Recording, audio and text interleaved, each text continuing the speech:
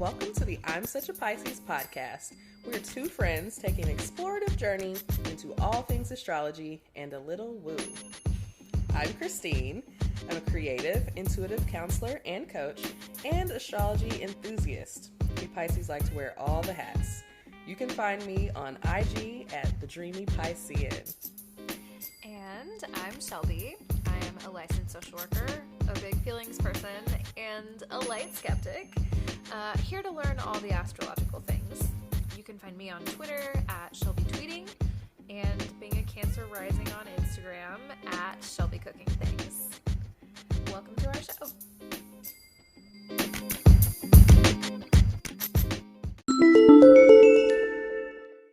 Okay, welcome back to the I'm Such a Pisces podcast.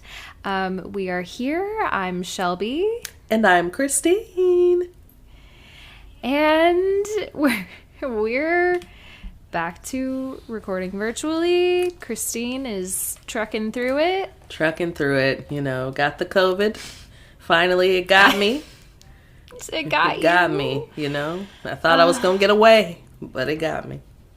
It got you. I'm sorry, friend. It's, let this serve as a reminder in case you forgot. It is very much still a pandemic out here. It's still a pandemic. It can get you too, and will. I say, as someone who, I literally just went to like a massive sporting event last night, so I need to be like wearing a mask again and like, yeah, really stay on that shit because I just feel like I've been getting lax. Look, and I can't. I get it. Same. Can't do it. Yeah. But it's you have an excuse. The children got you. Working in a school, you know, we'll do it. They're so full a little of germs. Elementary school, you know, we still We learn love how to them. wash our hands real good, you know, just coughing They're all not out. afraid to sneeze on you. No. Any of it. Just come share their fluids with you. Just, you know, it's so cute too. It's so cute. I know. I can't even be mad. They're so sweet. Just all the little girls like coming up there like, I love your hair. And like, you know, even the little boys who they're like, my TT has a crystal in her hair, and like they talk to me about crystals and they talk, you know, about locks and stuff, and I'm like, oh, that's so cute. That's adorable. I love it. They're just precious. That makes me happy. I'm sure they're very sad that you're gone. You're going to be a wonderful role model for them in their school. Yes. But also, yeah, I want you to feel better. Yes, definitely. Like, you know, I don't do work when sick. Like, and nor should anyone, frankly. Nor should anyone, you know. Some hustle culture bullshit that we all need to unlearn. Even as I'm, you know, we're recording this podcast. I did check in with self. I did check in. Like yes, we are. Trust us. I'm not afraid to not put out an episode because we don't feel good. Can't let that take over. Yes. So we always are prioritizing our well-being.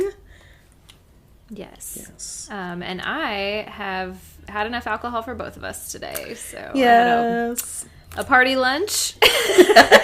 Come on, party lunch. So, you know, we're on a very different energy plane right now, but we're going to work with it. I think we'll make it work. We can make it happen. We'll make it work. Yeah. And we have some really good content today. I feel like it's fun. Topic. Yes. Mm-hmm. Kind of inspired, like some recent astrology discoveries. So yeah, you like found this and were like very excited about it, and then like today when I was looking at it I was like, oh shit, she's right, this is cool stuff. So we'll get into that a little bit later, but if you want we can start with our co-star. Let's do it. Do you have yours? Do you want to tell me what co-star is giving you today? Yeah, so co-star says cry for yourself today. Oh, yeah. Cry for yourself. I don't really feel like crying other than like being sick, but I don't really feel like crying. But I'm like, okay, just cry for me. Not an emotional, sick kind of time. No, it's just like, get it out. It's like, just get it out. Get it out. Yeah. Get it out. I've been watching a lot of reality television. It's been great. Like, well, not really great, but you know what I mean. Like, right. It's sometimes I hate being sick, but also it is nice to just like give yourself a break and be like, yep. I'm sick, so it's totally fine for me to lay here and binge 8 hours of television. Absolutely. And did. And I hope continue to after we Sure do will. this. Sure will. Be right back. That's what we want to hear. That's what we want to hear. I switched them around. I watched some Real Housewives of Potomac. I watched more of Dated and Related. Which I have not watched, and I don't think probably will, but, you know, good for you. It's an interesting one. It's just the name. It's the name. I can't. The name get past does the it name. for you. It really does. I don't know. Oh, you know what I've been watching that I put off for forever? That when I went to Charlotte, our friends had me, like, she's like, let's sit down and watch it now. Because she's the one like, this makes me think of you. Everything's Trash with Phoebe Robinson. Oh, yes. Yes. I was Did you like it? I did. I was like, now, friend, do you think I'm as quirky as Phoebe, though? I mean, she's like, she that's reminds kind of me a of you. different level. Phoebe is like mad quirky. I was like, now, wait a minute. Okay, it's a different energy, but I guess I see it a little bit, tiny bit. There's some in there. There's definitely some in there. But I was just laughing. Some scenes, I'm like, now, does she think of this? Is this? Now, what are you trying to say? What you trying to say, ma'am? friends? No, I enjoy the show. About that. Yeah. I meant to ask you about seeing our friend. Yes. Okay. So I did not get astrology information, but okay. We did have a good time just catching up. I was like, I can't even believe that it had been 3 years, but I guess since she left, that was the last time I saw her. Yeah. So she will be back in town in a few weeks for homecoming. Oh, nice. So okay. we'll try to catch her. She get these good long vacations. She's coming for like 2 weeks. I'm like, well, surely we should be able to catch each other somewhere in that time. Yeah, somewhere, definitely. But it was a good visit. Like, we just had a good time. Good. Yeah, Glad to hear it. yes. Okay, so what are your do's and don'ts? Okay, do comfort food. Obviously. Mm-hmm. Hot shower. I'm like, it knows. It knows you're sick. It knows I'm was sick. in the stars. Girl. Well, let me know ahead of time. Can we have an alert for those things so I just know to plan for it? And movie night. Okay. So I feel like you had movie night last time. Yeah. Did I have? Or like, no, it wasn't movie night. It was like watch an international film. Oh, I think. yes, foreign films. Also, okay, quick side note or tangent. I was listening to that episode, and it made me think of a foreign film that I had gone to see back when we worked together. And I was trying to remember if you were one of the people that also went to see this movie. So I went to the Belcourt, saw this French film. Okay. It was very interesting to me. I came back to work and shared this with a number of people. And several people also then went to go see the movie. Now, there was a sexual assault in the movie. And I don't know if I don't know what happened. But people were mad at me when they came back from seeing that movie. It's a movie. They were just I can't remember. But the movie was kind of weird, though, too. Because it was like a sexual tinge. It was just, it was something fair. That was interesting about it, which I thought was interesting. But people were mad. Do you remember what it was called? I don't. And that's the hard part. I'm like, I don't remember what the film was called.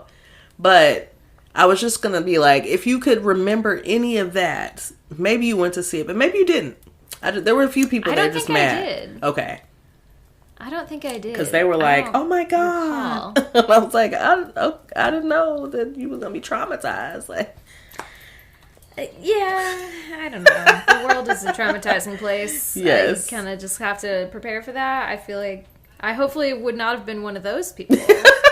Like, not mad, but like, oh my God, I can't believe I went to see that. Like, and I was like, I don't know. I thought it was interesting. Sorry. Sorry. So anyways, that was my quick tangent on the foreign film from last week. So the movie night tonight. The movie night, just no foreign films tonight. Just a regular movie night. Don't heavy lifting. Not doing that. Comparisons. Try to stay away from those. And numbing. Okay. That's solid. I mean, solid list. It sounds like the astrology knows that you're not feeling well. Right. I feel like, yeah, solid stuff. All right. What about you, friend? See. So, my co-star is telling me, give yourself permission to deviate from your schedule. Oh. Well. So, I guess I'm not really planning for anything. I'm just kind of letting shit happen, which, yes. Honestly, I was just telling you, it feels like time is moving really fast. I'm not doing a lot of the things that I'm supposed to do because I just keep losing track of time. Right, look, time keeps on slipping, okay? Like... Slipping. Into the future. There's that. And then it says, let yourself be perceived, which, you know... That's the thing we're trying to... Right. But we'll see, I guess. Like, we'll maybe today, let yourself be perceived. Maybe today. Right.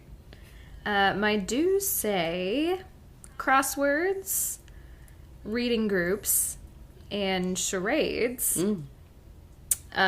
So, okay. Sounds very Gemini. Yeah, just very... It does sound... Yeah. Which, again, I'm still tapping into that. I'm being very social, tapping into a lot of that energy these days. My moon sign. But my don'ts are a little confusing. Don't scripts. So I'm not doing scripts. But then it also says no notes. Oh. So don't no notes? Okay. Don't not have notes. Don't not have notes, but don't read a script. Be natural, cool. But also all right. Be prepared. Be prepared. And then it also says don't do curation. So, like, what am I supposed to do? Well, damn. What if, like, I can't curate, I can't have a script, but I need to have notes? You need to have some level of note, like an outline. Like, maybe just the outline. But not... I mean, I guess. No details, but just, you know, the big... I don't know. We do have notes, but they're your notes that you did because you... very thoroughly, heavily researched this episode, and I kind of just showed up. So I don't know. There we are. I don't know. I mean, you know, what do we say? Is that the happy medium? Maybe so. We'll see. Christine's like, I don't like this. I don't know how I feel about this. Well, that's what it's given me today. Okay, co-star. Definitely some interesting messages coming through. As always. As always. Yes. Do you want to move straight into our relatable content, or do you want to take a quick break? Let's take a real quick break. Okay. We'll take a quick break, and we will be right back with the relatable content. Welcome back to the I'm Such a Pisces podcast. Hey. I almost just reintroduced myself again. I gotta stop. I don't know why I you don't want have to tell do people who I am when we come back from a break. I'm like, yeah, you guys know. If you've listened this far, you know who I am, probably. You're probably friends with me in real life. You've probably met me before, at the very least. Hey, sorry. You never know. So, let's talk cosmic love. Let's talk cosmic love. I can't wait. Yes. Okay, so we're talking about Episode 5? We are on episode 5. And so this episode opens with Chris R. absolutely losing his mind, losing his shit about Chris E. being Maria's final match. Who did he think it was going to be? Like, anybody but Chris E. Okay, so my thing with this little thing, I think that Chris R. would have been totally fine if he would not have been hanging out with Philip. I feel like he was a bad influence. He was like, you're just gonna stand there and take that. You're just gonna stand there and like let them walk in together. He like hyped him up in this weird like macho way. I was like, can y'all stop? Can you just chill? Like, right. Like, again, why are we upset now? I mean, obviously he felt threatened that she had a previous connection with Chris E. And, you know, those Pisces, they're just so damn charming. They just, they have a way about them. And he just, you know, maybe he knows it. So he was not excited, to say the least. Not excited. Slight side note, and I'm trying not to spoil anything for myself because I haven't finished the show. Yeah. But I followed a lot of the contestants on social media because I was like, oh yeah, I like forget that they're like real people. And anyway, Chris E is like a country singer. Oh, I can see it.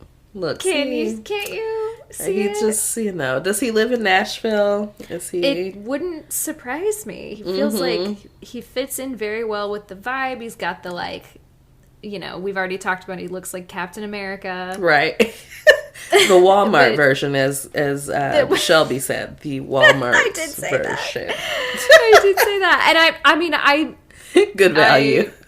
I think it's, you know, great we value. all got to shop at Walmart sometimes. Hey, is nothing wrong with it? Nothing wrong with it. He just doesn't.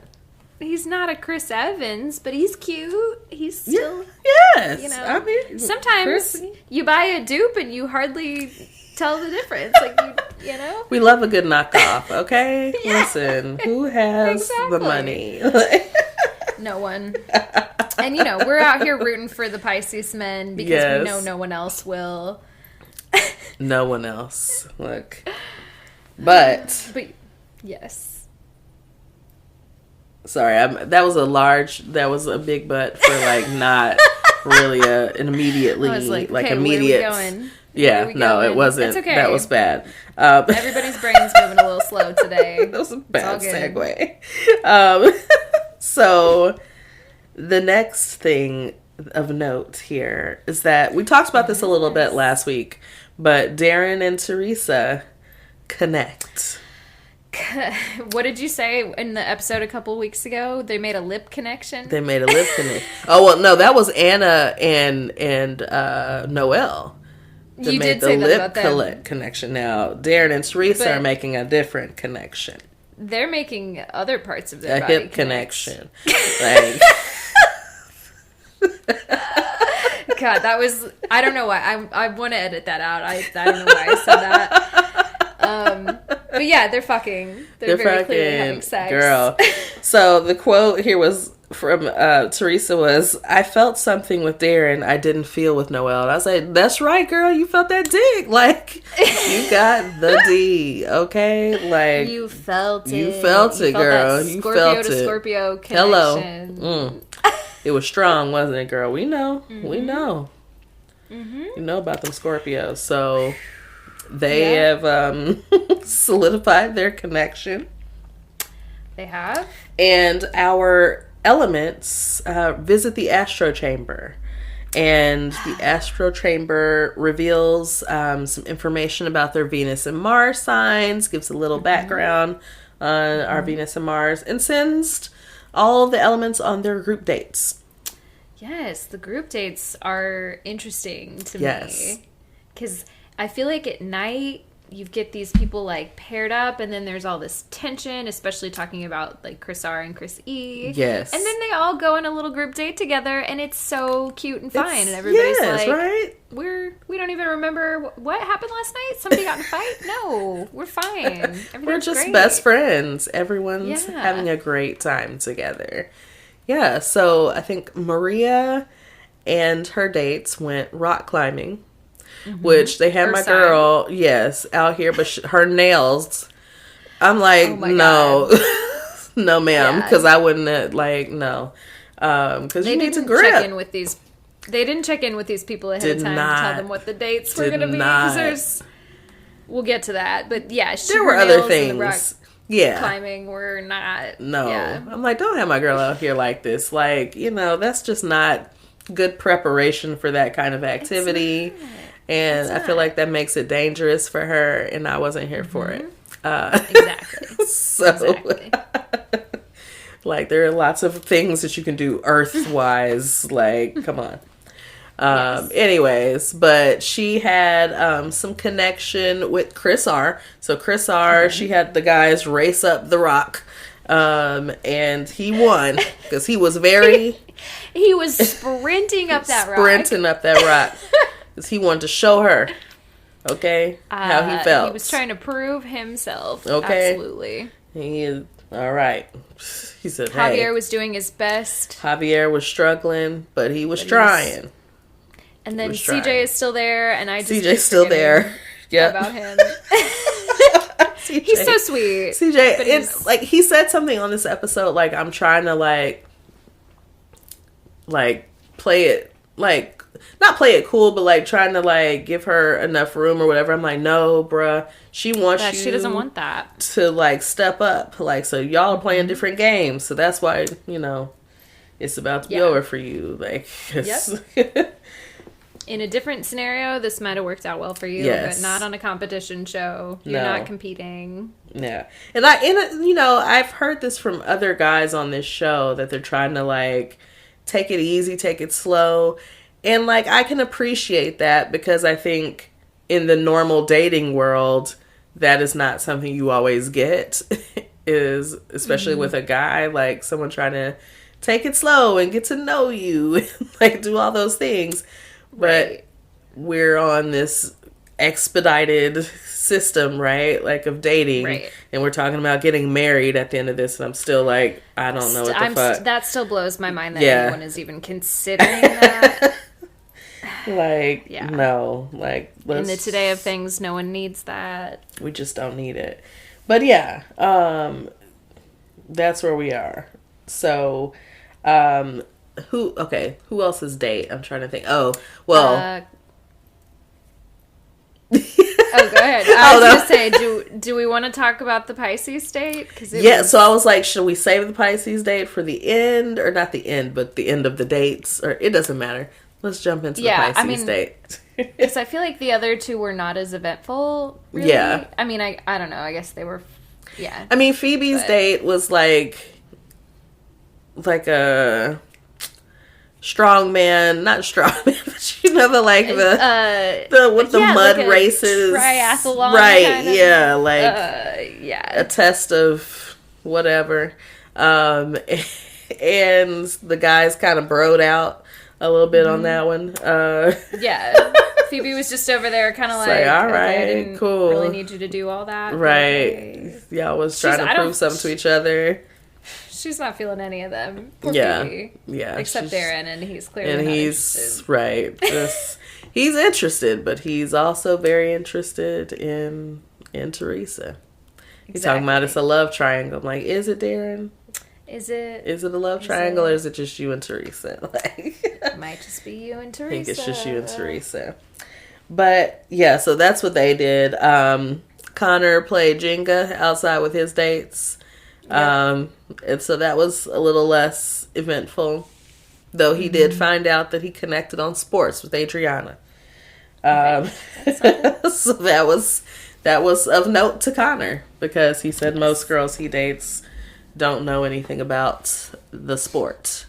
They listen to Kid Fury's Sport Shorts to get their Kid Fury's Sport Shorts. Okay. Yes.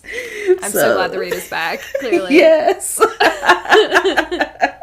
That's where his past girlfriends have been getting their updates on the sports. An expert. He is an expert.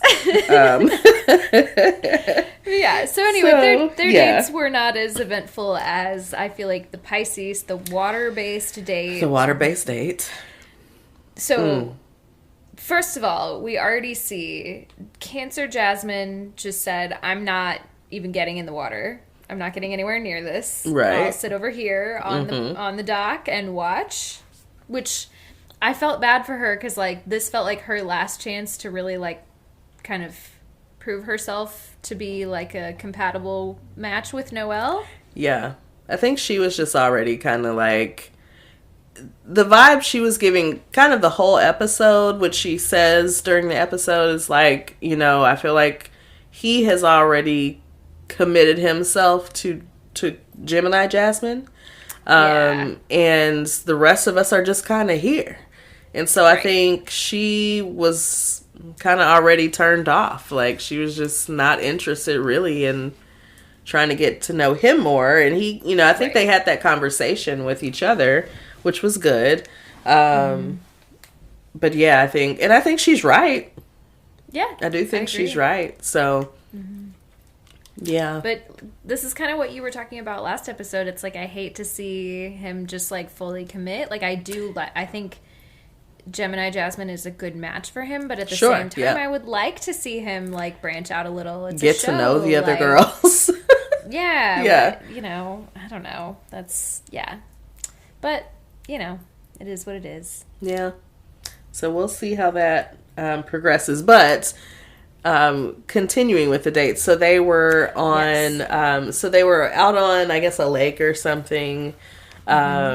And they're in these, what are they? They're inflatable. They're what like are they called? It's like a beach ball kind of, but it's inflatable and you get inside and you can like walk around, like you like are floating and I don't know, it seemed a little dangerous looking from the outside. It's probably like a giant something hamster wheel. Yeah. You know, I've seen them on land. That's probably the only place that I would venture in them, just, you know. But they're on water. So it's only big enough for 2 people inside. So on the dates, we're already divided with 2 girls and 1 together. Cancer Jasmine sitting on the dock. And so who is in the thing? Noelle and Gemini Jasmine. Oh, yeah. Sorry. I thought you meant the other one. Yeah. Sorry. Yes. So the other 2 girls are Morgan and Anna? Morgan and Teresa. Teresa, that's right. Yes. He didn't get matched with Anna. Yeah, that's right. That's Connor's match. Yes. Morgan and Teresa are in one, and then Gemini Jasmine and Noelle are in the other one. Right. So again, how does this date work? He's only on a date with one person. He's only on a date with Gemini Jasmine. Like, who decided this? This was a bad... Yeah. It's a terrible group date. So... Bad production choice. Yeah. So, basically, it was all good until it wasn't. And Gemini Jasmine had a little panic episode. And it was legit because her reaction after, I was like, oh yeah, she has been honestly a little traumatized. That shit was hard to watch. I felt my heart rate going up. I was like, oh, she actually is. She's like, having very a real scared. Yeah. Yeah, that shit was hard to watch. Yeah, so we're glad she's okay. And she let them know that I will not be doing any more shit like this. Yep. So, yeah, that was that. But this also created a situation that Noelle again has to kind of console her, and spend more time with her, which, of course, is kind of annoying for the other girls, right? Yeah, it was interesting. I felt kind of I feel complicated about the fact that they showed her like having this like panic, very traumatic moment on TV. Just in all, obviously, I'm watching the show and I'm entertained, but like I just feel a little weird about that. Yeah, and then I also feel weird about like, okay, yeah, she did have like a a really scary thing happen, and then he's going to comfort her. And of course, that's going to like create resentment with the other girls, but also she did need somebody to check in on her. And like, is the show equipped to do that? Do they have like a therapist there to like check in, do a little crisis? Like, that gets into like, that makes me want to open up a conversation about like, what is the show and the producer's responsibility in like making sure that these people are like psychologically okay? Like, I don't know, that's a whole can of worms. But so I feel like, okay, so I think I told you that there was this show I was watching, which makes, the reason why I'm saying this is it makes me think of, so I think they do actually have like some kind of mental health person. Now, I don't know that person is always in the benefit of the contestants of the show, but more so to like speak to the psychology of certain aspects in the show. So there's a show I watched, was it called Unreal or something? It's a spoof basically of The Bachelor or The Bachelorette, or I think it was The Bachelor. You were telling me I was telling you about, yes. It's a scripted show, but it's a spoof of like the production side of The Bachelor. And so they had a psychologist or some like mental health person on the show as part of the production. So I was like, that's interesting. So there's a person that is evaluating these things, but on that show, that person was not necessarily in benefit of the people on the show. But just like a liability kind of thing? Yeah, like... we don't want to get sued, so we're covering our asses. That and like the way you kind of spin certain things with people, you know, like how the production will talk to different people and say, it's kind of that. So again, it's not necessarily a person that's there as a support to the cast. But, you know, I don't know as far as currently, I don't know what those practices are. Maybe we could check the credits and see if there's any listed person. Yeah, I would like to look that up. And then also, I feel like the Friend Zone did an episode about that one time where they talked about like what the responsibility of the producers and stuff is. And I would not mind to go back and re-listen, because I remember them talking about like, some shows do have a dedicated mental health person, or like we'll pay for you to go to therapy after being on a show like that or something like that, which I think is cool. But it also is like, how much do you trust that? Like, how much of it is just we're trying to like create even more drama on the show? I don't know. It's, Allegedly. It feels a little weird. But. It's definitely an interesting topic.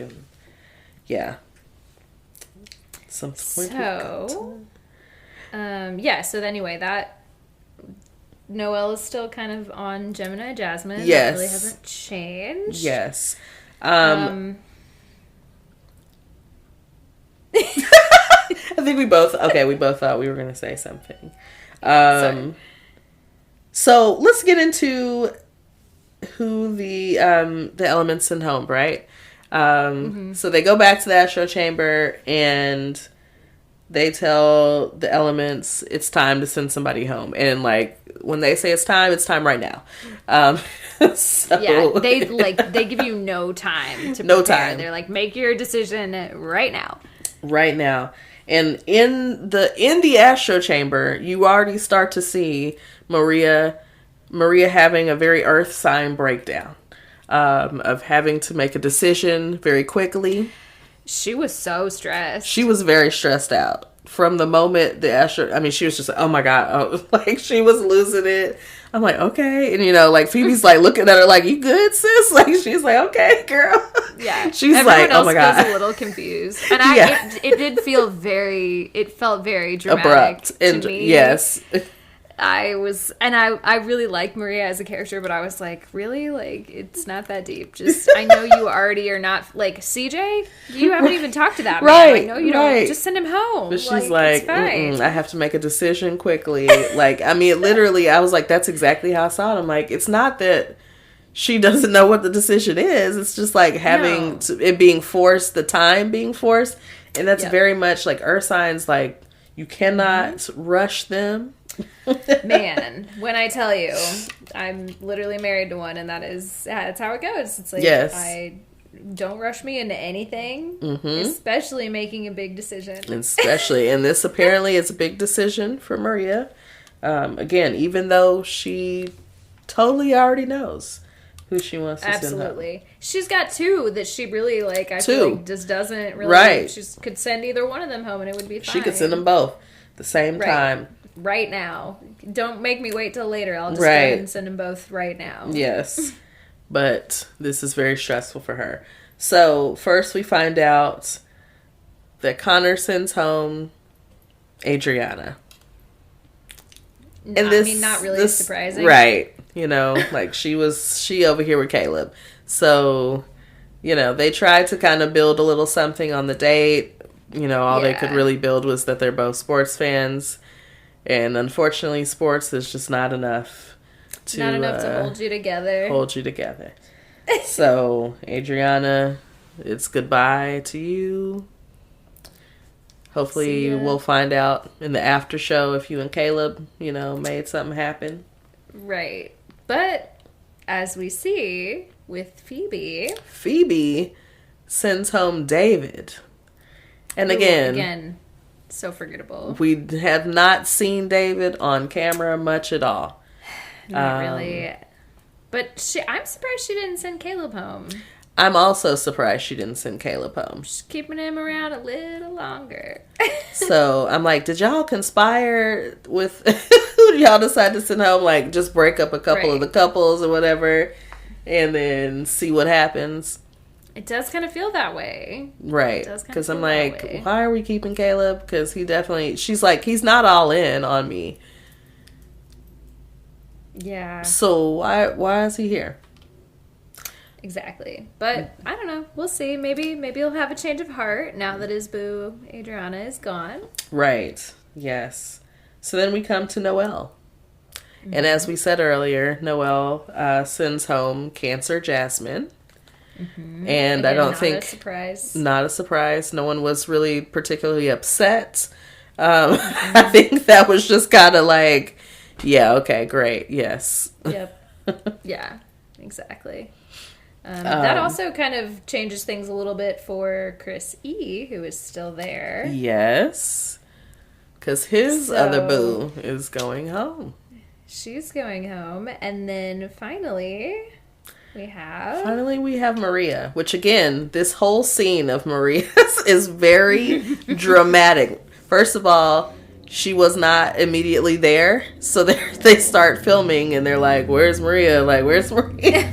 So she's still freaking out and having to make this decision.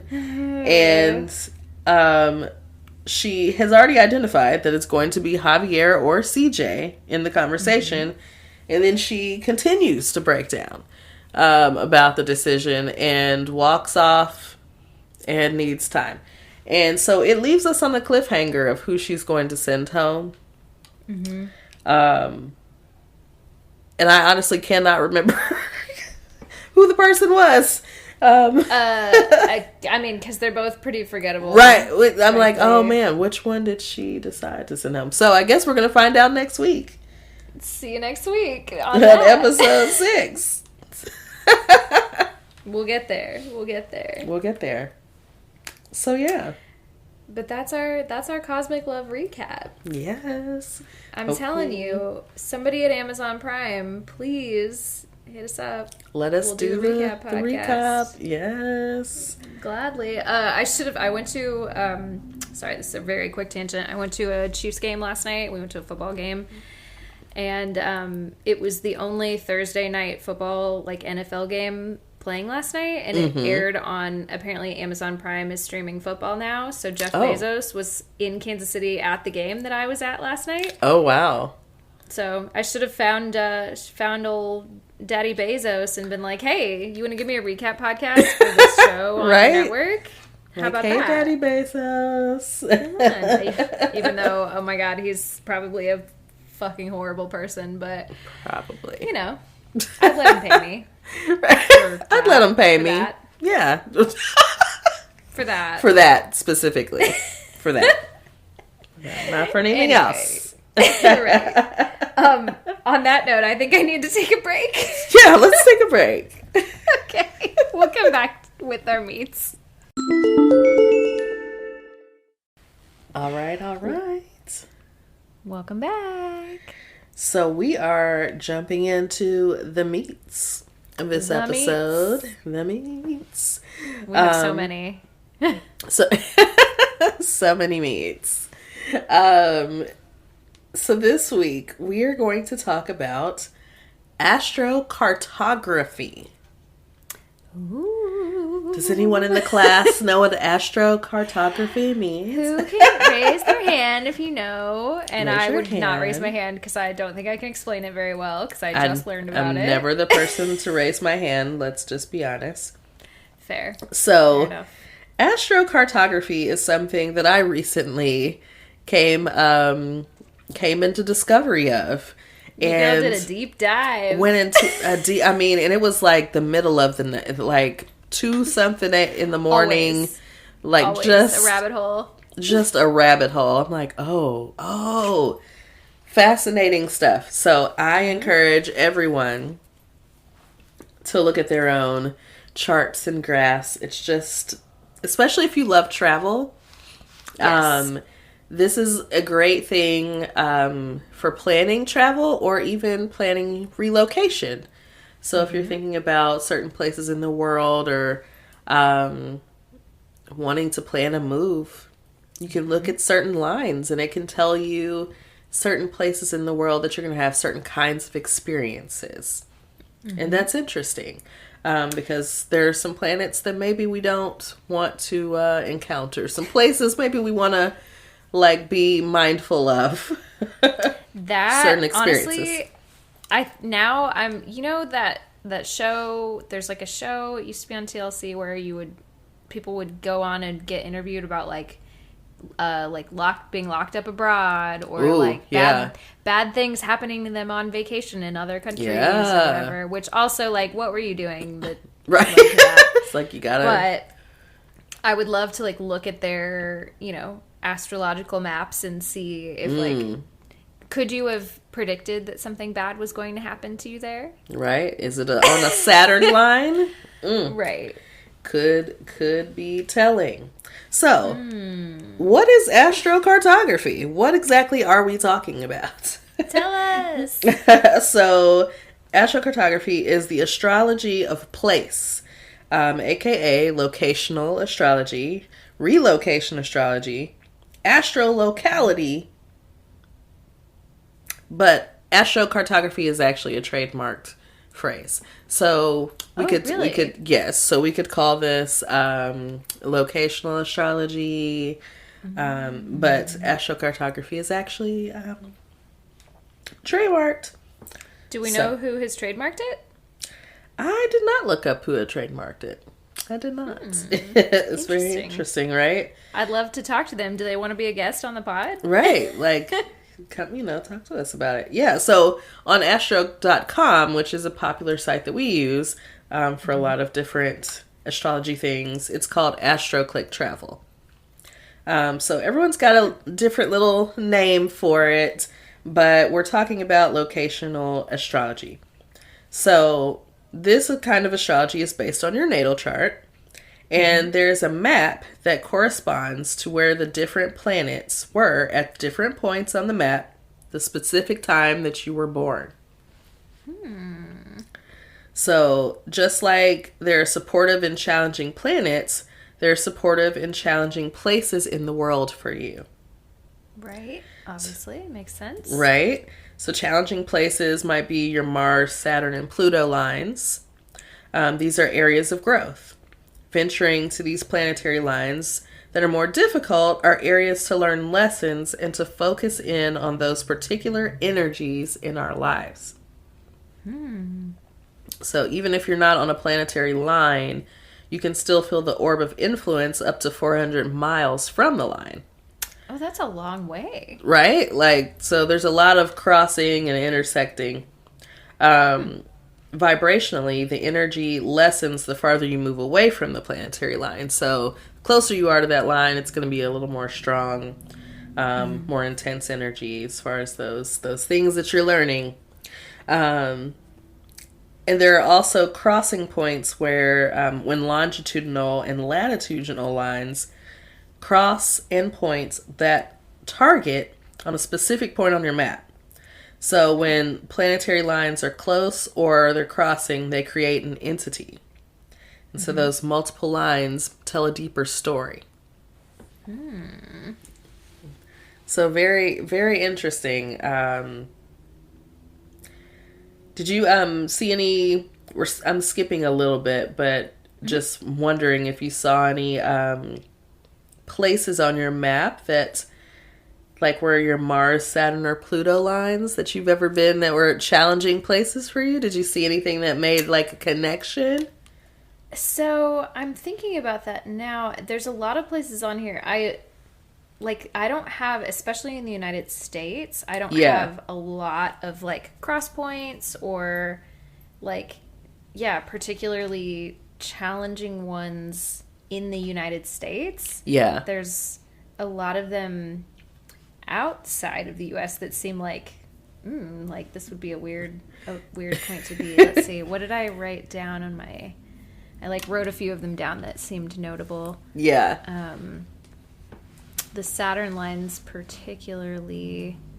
okay, so a lot there was a Saturn line through the northeast part of the United States. Which I've only been there once. And I had not a bad experience, but I had a pretty good experience there. But then something that happened on that experience or on that trip led to something that happened back home that was not great. It's like, there's... So I don't know, maybe that's meaningful in some way. There's also a Pluto, well, I don't know. We don't have to get into, I don't know how deep you want to get, but I was looking at... Yeah, if there was anything of note. Yeah, that's pretty much it. There was so much to look at. I was trying to do it quickly, but I just kept being like, oh my god, what about this? What about this line? Let's follow this line. It's so fun to click through and look at. Yes. I highly recommend that anybody that's listening to this that is interested, do it just to I don't know, it's just a very fun rabbit hole to fall down into. Yes. And then, I pull up my Google Maps beside it because, some parts of the world I'm like, I don't know what this is. I need some help. So Google, okay, help me with this. And then Google show you some pictures of a place. I'm like, oh, okay, that looks interesting. It tells you a little something about the city. And okay. Yeah. Kind of learning things. So it's, it was a good time. It's a very good time. So, as far as understanding your own map, first, you need to understand the planetary archetypes, right? So we need to kind of have an understanding of the energy each planet brings as far as the positive and the negative or the shadow. Learn the relationships between planets and understand how certain energies work together. So the first step is learning the planetary energies, and the next is how do these things actually work together? Then when you want to research the angles and their meanings, so it's just getting into the words. Yep. There's a lot, you can be as detailed as you want to be. Right. With all of this, there's always more to look at. Yeah. Yep. So, research those things. And if you want to improve a certain area of your life, we'll talk more about this later, look up the planet that it rules and then find that point on the map. So that's a little tip for some of your astrocartography or your locational astrology. Find out the planet that rules the area that you're trying to improve and then go take an adventure. Oh, okay. Yeah. Yeah. Yeah. So look at your natal chart and determine the section of your chart that is happiest or most preferable. And then, yeah, go searching. So the next point we have is about career or family, because that's something that a lot of people want to know about, right? Right. So as a general rule, for career and public success of recognition, you want to ideally move to a Jupiter midheaven or a Sun midheaven. So Venus descending lines are especially supportive for creative artists and also for getting recognition from others for artistic endeavors. Okay. So that kind of spoke to me, and I definitely saw some places on my Venus lines. I'm like, of course. You know. Do you want to tell us what they were? Do you want to wait till we get into that? I think the Venus line was hitting California, definitely like somewhere in the West Coast. Right. Made sense. I'm like, oh yeah, I've always felt connected to California, like literally since I was a child. Just like, oh yeah, da da da. Like it's just so expensive to live there. I mean, I know. But I always love going. You know, it's like it's a vibe. And so many creative people. Yeah, that makes sense to me. That would fit well in your, kind of. You know, woo woo spiritual folk. You know, all of us. You know, out here having sound baths on a cliff next to the ocean, like doing yoga and, you know, having a bonfire on the beach, like whatever. Yeah, like sounds like a great life. So if you're looking for a peaceful home and family life, you're going to want to look at your Jupiter IC or the Imam Koli. We're going with it. I still don't know how to say it, but y'all know what we talking about. The Jupiter IC, the Moon IC, or the Venus IC should be lovely. Okay. So we'll be checking in on those things a little bit later. So let's talk a little bit about the angles and their meanings. So we have our ascendant line. And so that is about self and adopting the appearance and energy of that particular planet. We have the IC line, and that line tells us about a sense of home and belonging. You'll feel centered through the energies of this planet, and it's more private. So that kind of makes sense why those moon and the IC lines I just said, those are more homey, like comforting, probably more private, like. So then we have our midheaven line, our MC, and that line tells us about career, our public reputation, how you're affected socially and in your career, and that line is more public. So that's, you know, one of our public facing parts, our midheaven. Then we have our descendant, our DS line, and this tells us about our relations, what we're drawn to in others and how others impact us. So this is our partner, our relationships, our community. Then lastly, we have our lunar node. And this point, it's a special point, and it shows a karmic connection. So south nodes indicate a feeling of deja vu or familiarity, having come from. And the north node is your focus, the obsession, and the direction you're heading toward. So interesting. Right. Go back and look at those south and north node lines and see, you know, what you're going from and what you're heading towards. That's interesting. So I keep looking at the lunar nodes line runs through Arizona and like Sedona, which has been a very important place for me. Yes. So that's interesting. Mm-hmm. See? I just feel like Look that's of note somehow. Very much. Yeah. That's very cool. See? Tune into that. Okay, so quick tips for understanding your lines. When lines are directly on top of each other, such as an intersection, they merge to tell a more nuanced and detailed story of a person's life there. So maybe check that Sedona. See, is anything else crossing in there? No, looks like no. Okay. That doesn't mean it's not meaningful. That doesn't mean anything. You know, but okay. I was just curious. There are a couple places, and I'm sure you have plenty of places on your map that do cross and intersect. Mm-hmm. So interesting to look at those places and see like what kind of story they would tell. It says you don't want to live in a place with too many lines. It's just way too much energy for a person to take in. That makes sense. So, I mean, one of my places, I don't know where it was, it's somewhere in Canada. There's a lot of stuff in Canada, and I'm like, I don't know what you want from me. Like, I'm not going to go there. I cannot be cold in this way. I mean, it's like northern. I'm like, who's up here? Like, no.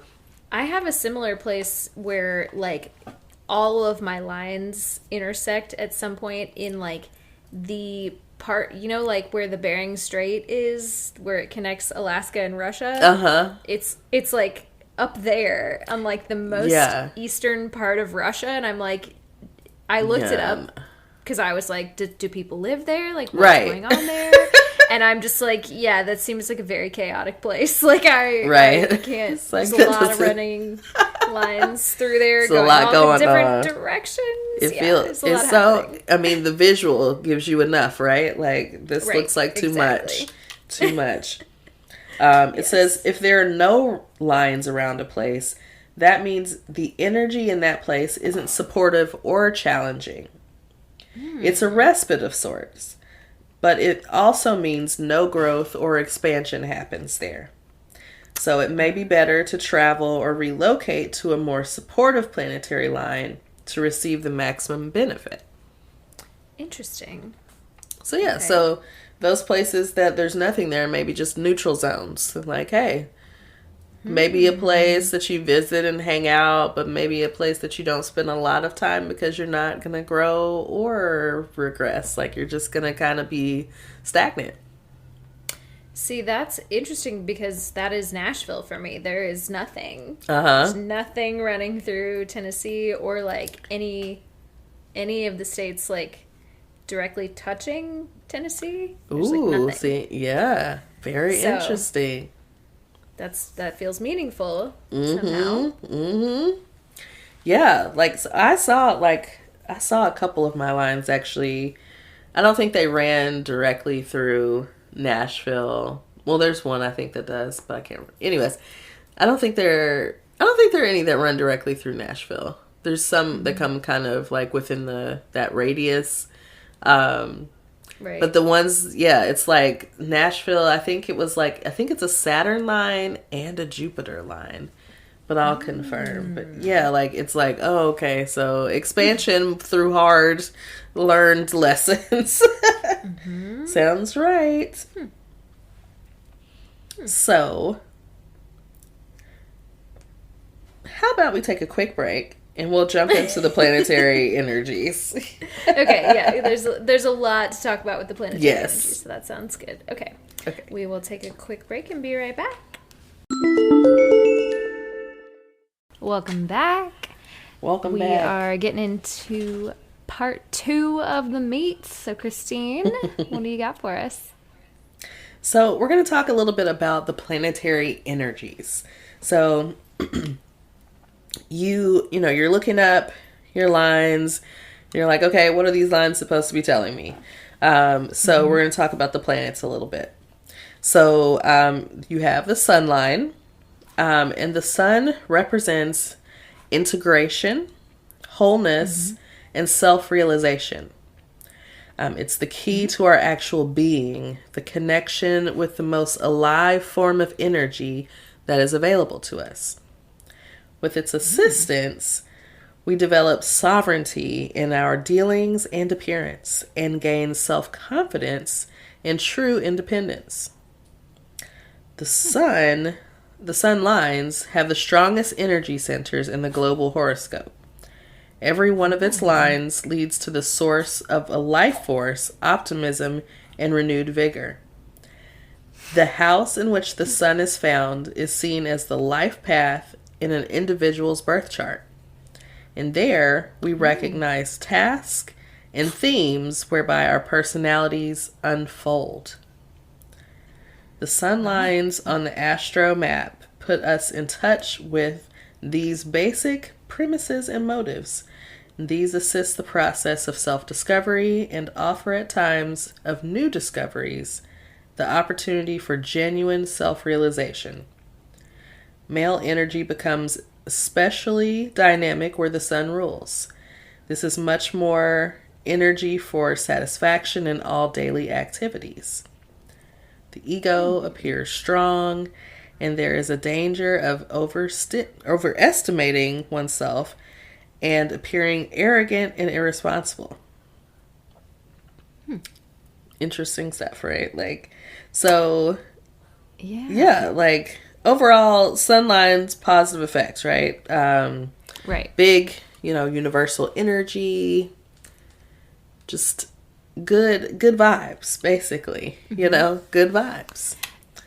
I'm really interested in this, and as you're talking, I'm just like, I know I wrote a few of these down earlier, but I'm just like looking at my map and like, yeah, some of the places where my sun lines are like, so I've got that one place in like the easternmost point of Russia where like all of these lines intersect for me. Yeah. But the only other place, a lot of them are just like straight up in the ocean, which yes. I'm just like, oh, that's interesting. Like, yes, I have like a lot of points like that. Like, okay, just in the middle of the ocean. All right. It barely intersects like land at all. Right. Which is kind of funny. But then I've got one sun line that runs through the U.S.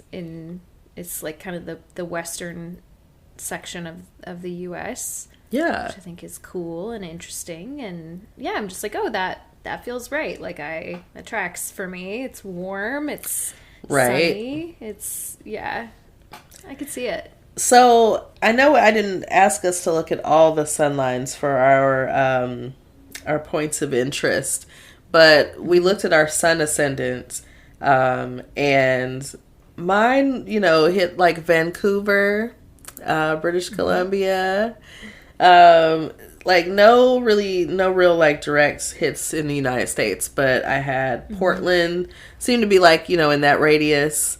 But yeah, it was interesting. Like, oh, these are my sun lines. Okay, interesting. Like, again, a lot of lines were hanging out in Canada, and I'm like, listen. Maybe it's worth a visit. I mean, I would love to, like, I'm not saying I wouldn't love to visit. I'm just like, no.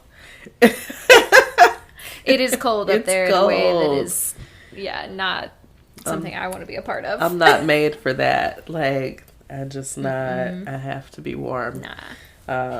So that was a problem for me. But yeah, so the sun really is a planet, or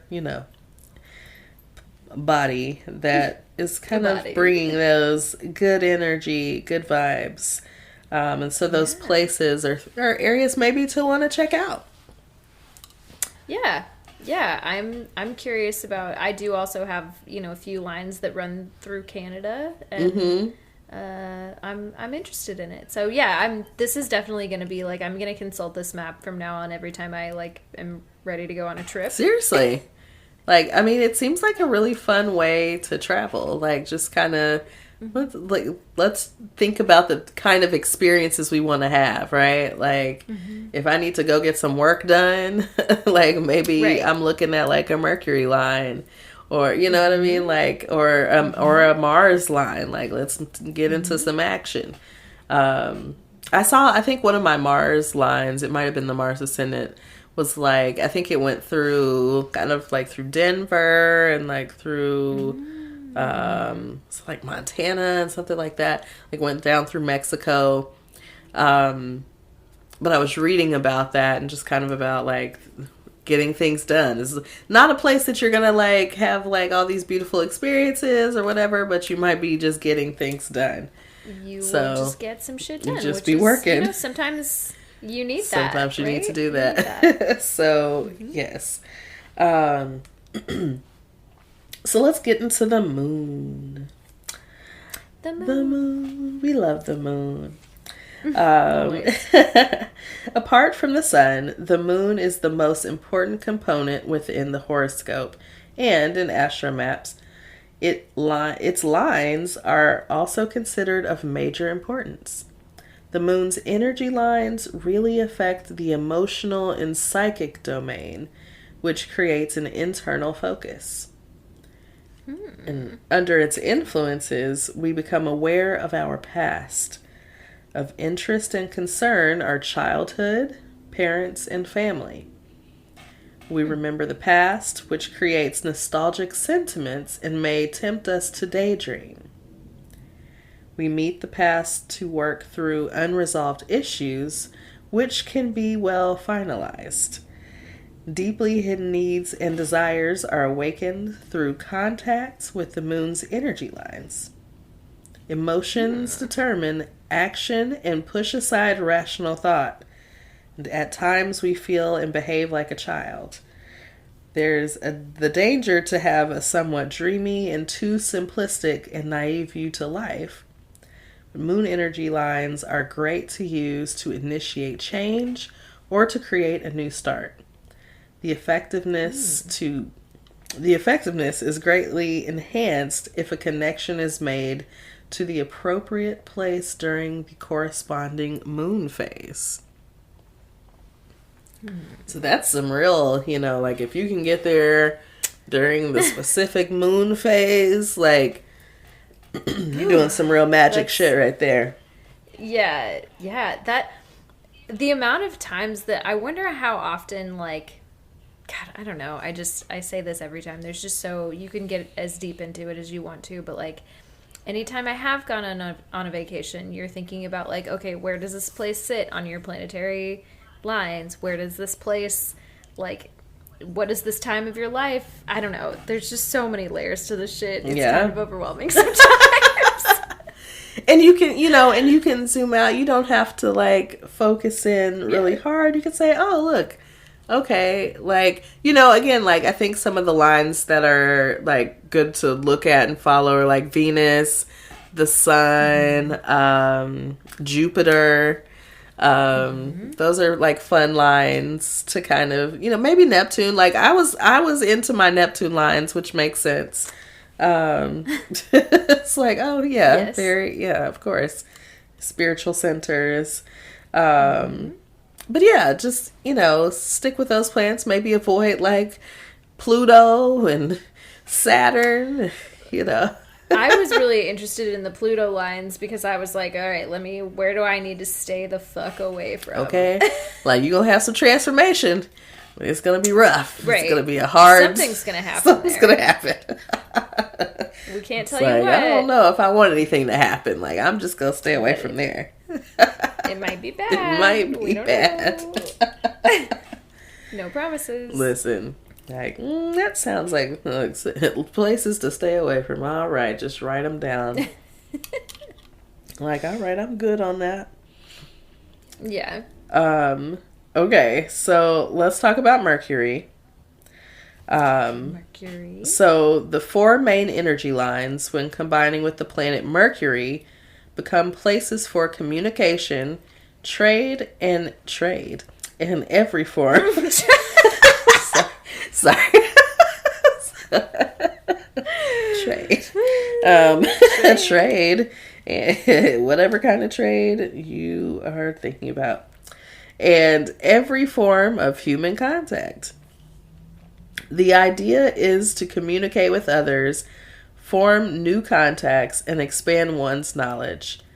These places, therefore, lend themselves to the exchange of information, correspondence, and publishing. Thought processes are stimulated, and the use of our mental and verbal abilities is increased. There is more interest in social activities, to learn foreign languages, and a willingness to abandon old points of view. Flexibility is more apparent at Mercury energy spots, and we are more open to other points of view. Neutrality and flexibility are key words. Generally speaking, Mercury favors methodical procedures, being able to differentiates, ability to take clear details, and being dexterous, predestined to these places for every type of career and business enterprise. There are the places for journalists and authors. So if you're into the writing arts, that makes sense. Very, Gemini. This is giving a lot of Gemini energy. Mm-hmm. Yes. The latest and greatest on any topic or trend can be found here. Ideas abound, and the ability to grasp concepts rapidly aid both work and solving attending problems. Mercury lines ensure movement and change. There's rarely any boredom. It's very Gemini. There's likely to be a certain level of stress and nervous tension. This increased pace also leads to superficiality and prevents deeper connections. This lack of connection can often be in the way of putting ideas into practice, and they remain as ideas only. Yeah, that last part just was like, okay, we're just reading about Gemini, like yeah, that's specific pretty much, Mercurian energy. Yep. Yep. It's the other one, the Virgo, that's a little different, but So yeah, I mean, the Mercury line, I can't remember. I don't remember if I wrote anything specifically about it, but I think I was looking at it, and my Mercury line seemed like an interesting line to get into. So sounds like. Oh, go ahead. Oh, I was just gonna say my Mercury line goes right through the town where I went to college, which is kind of random. Interesting. Yeah, I don't know. I think that is interesting because I feel like I don't, probably a place where I kind of came into my own a little bit more. Yeah. As one does in college. But it's probably within 400 miles of where I'm from and where I live now. And so that's also just kind of, that just isn't interesting to me. Absolutely. Okay. Well, see, Mercury doing its thing. It's making sense. It's making sense. Yeah, I'm I have to go back and look at mine and see where those lines were hitting. I don't think I have it pulled up on here. So let's get into Venus. We love a Venus line. Of course. Who doesn't love Venus? Everything about it. Everything about Venus. Venus, located on one of the main axes, ensures an extremely pleasant and relaxing time. Great. Social life takes precedent, and meeting people is more harmonious activity. The more balanced level of energy at these locations promote mutual understanding and allows for new friendships to be formed. Love relationships are intensified. In fact, these are the perfect conditions for getting married and enjoying one's honeymoon. Note. Get on them Venus lines and get it in. No. Okay? Yep, there you go. Venus energy lines are great for one's outer appearance and a healthy sense of self-worth. Sensual appeal and erotic powers of attraction are intensified and inhibitions disappear. We seem to trust the flow of life in a relaxed and easy manner and delight in earthly pleasures. There you go. The danger, of course, exists that our love of or for hedonistic indulgence makes us passive and indifferent. Venus lines, Venus energy lines inspire our creative abilities and our talents. This leads us to discover a world filled with beautiful art, which in turn inspires us to be creative ourselves. A more refined sense of aesthetic pleasure could seek expression in music, pottery, sculpture, or in painting.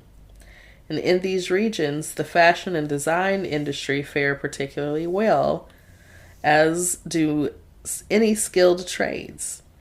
Furthermore, financial enterprises could hardly find a more lucrative environment. Money to be made, fashions to be worn and traded, social life traded. See, this is where the trade, this is where the trade is. In the Venus line, sensual appeals, erotic powers of attraction. I'm like, so what's not great about Venus? Let's go, I know there's no downsides. It's no downsides to the Venus lines for me. Like, but then they tell us, the danger is, we're a little hedonistic. We just want a good time all the time, Whatever. Like, well, why wouldn't you want a good time all the time? Who doesn't want a good time all the time?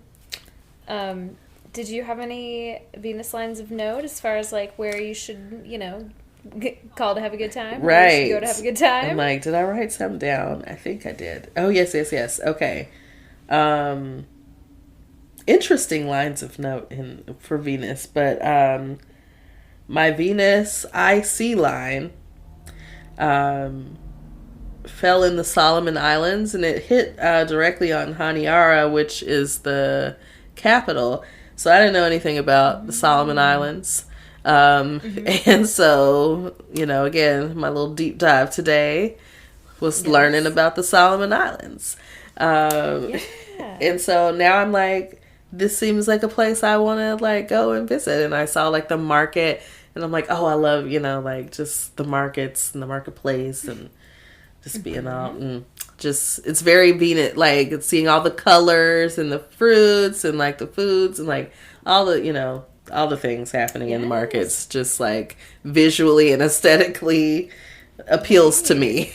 So it's like, okay. I'm trying to remember, I also had one planetary line that went through the Solomon Islands, because I did the same thing today, and I was like, I've never heard of the Solomon Islands, and now I wrote it down, and I think you had it on your sun ascendant. Oh, yes, you're right. Yep, that is where it was. Yes. Yeah, I thought that was interesting, and this whole thing was like, like making me look up these cool, interesting places. Right. I found another place in Indonesia. Yes. Which we'll get to that later, because I think that is another. Oh no, never mind. That was a Pluto line. That was a place I shouldn't go. It's like, damn it! But I'm going. Yeah, I looked it up. I was like, it's beautiful here. Right? Like, I kind of want to go. Like, maybe I need to have a transformative experience. Maybe I need to have life destroyed here. Like, yeah. But look how nice it is. But also one of my Venus lines, I think, goes through this some different towns in Brazil, which I was like, okay, that could be notable for me. Definitely. Like, that would be a great place to visit. Yes. Yes. Yeah. Absolutely. Yeah, I think I had the ascendant line, the Venus ascendant line hit around like Oakland, San Francisco, and I was like, that's a vibe. Like, like that the last time we were out in Oakland and San Francisco, but like we stayed in Oakland and like hung out there for real. Loved it. Yeah. Like I was like, oh yes, my folk. The weather. Yes, everything. Just everything. Like just the energy, like the people. It's good vibes. So that makes sense. Christine's a West Coast girl. I really am. It's just, again, that's all I'm going to just say. I'm just like, it's a vibe. Like, it's just. I see it for you. Come on and see it for me. Please see it for me. It makes sense. It makes sense. Yes. So maybe one day we'll get out there. Okay. So, hold on. I'm traveling back up my long ass notes. Okay, Mars. So let's talk about Mars. This is the influence of the straight and curved lines of planet Mars, direct and without compromise. So, Mars is getting right to it.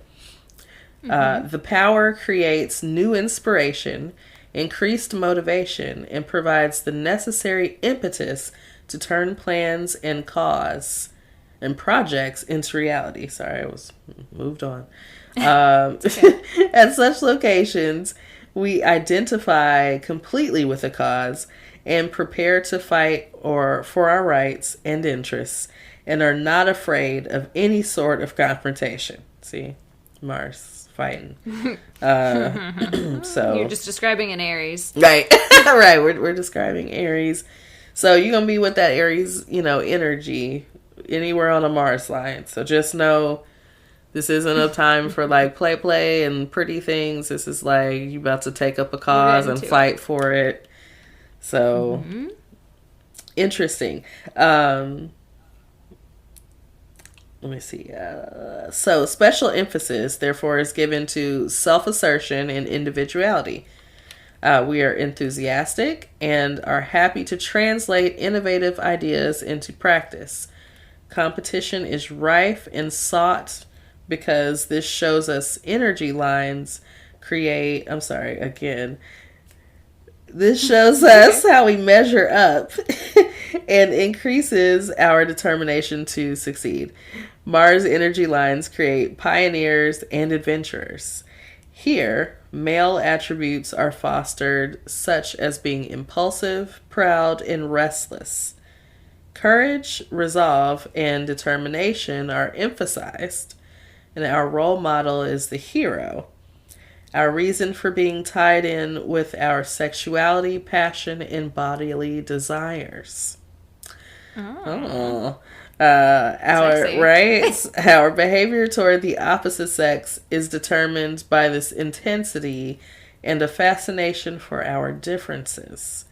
Generally, Mars locations can promote a lack of considerateness, patience, and diplomatic behavior. So, yikes. No decorum. That's... Again. Yeah, basically. Aries.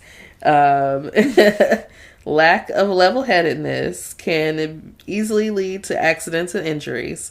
Without any new challenges, the old and unaccustomed ways soon become boring. Mars' strong point is in pioneering, not so much in the continuation and conclusion of what was started. So again, you're going to go you're going to start things. We don't know if you're going to finish them, but you're going to get things going.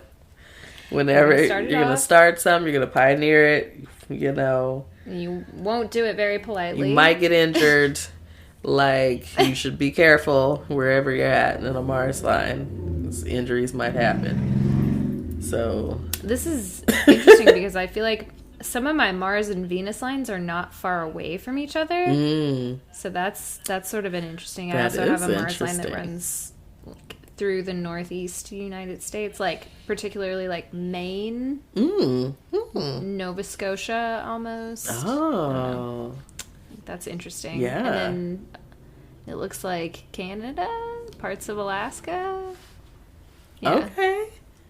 Interesting stuff. Yeah. Which is, honestly, I have a friend that lives in Maine, and I would go visit her, but I otherwise have no interest because it's fucking cold up there. Again, cold. Yes. It's just hard. It's hard to convince me to go somewhere cold. It is. I mean, I think we also have a friend that lives in Maine, and I'm like, I'm interested in the summer because at least it'll be like bearable. But like exactly. Not any other time.